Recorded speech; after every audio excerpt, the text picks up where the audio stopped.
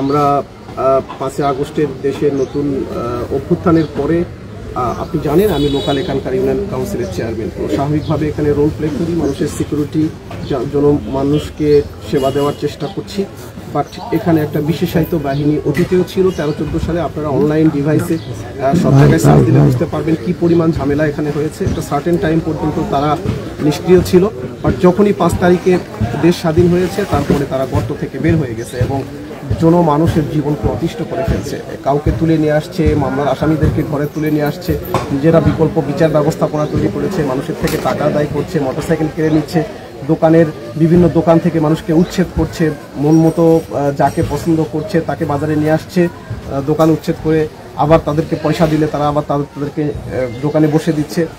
এক ঘর মানুষকে তার পাড়া থেকে ঘর মানুষকে উচ্ছেদ করছে বিভিন্ন নামে। আওয়ামী লীগ নিধনের নামে গুনাহারে একটা বিকল্প সরকার ব্যবস্থাপনা কায়েম করে বসেছে। তো সেই জায়গা থেকেই আমি লোকাল ইউনিয়ন কাউন্সিল চেয়ারম্যান হিসেবে নিশ্চুপ থাকতে পারি না। আমি রোল প্লে করেছি, মূলত তার সাথে দফায় দফায় আমরা বৈঠকেও বসেছি।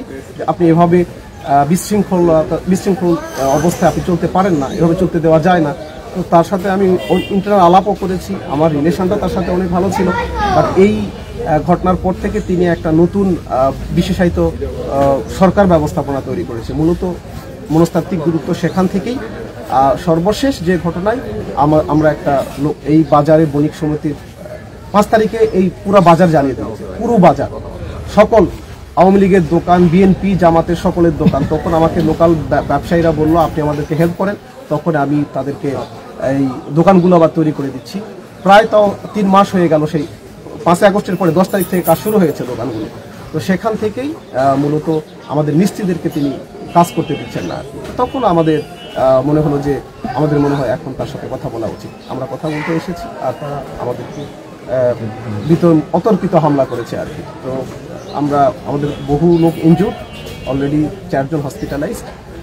আপনি দেখতে পাচ্ছেন পুরো ব্যবস্থাপনাকে ভেঙে কীভাবে তারা খান পাচ্ছে। আমাদের 7টা মোটরসাইকেল তারা ভেঙে ফেলেছে, একদম এগুলো অকেজো হয়ে পড়েছে। আমাদের অফিস আক্রমণ করেছে, তখন কাপুরুষের মতো আক্রমণ করেছে। আমরা তখন বাহিরে রাত্রিতে আমরা থানা স্টেশনে পুলিশের ওসি মহোদয়ের কাছে ছিলাম, তখন আমরা ঠিক সেই মুহূর্তে অতর্কিত হামলা চালিয়ে আমাদের অফিসে আক্রমণ করেছে। কালাম বাহিনীর প্রধান আবু কালাম, তিনি তার নেতৃত্বে হামলা হয়েছে।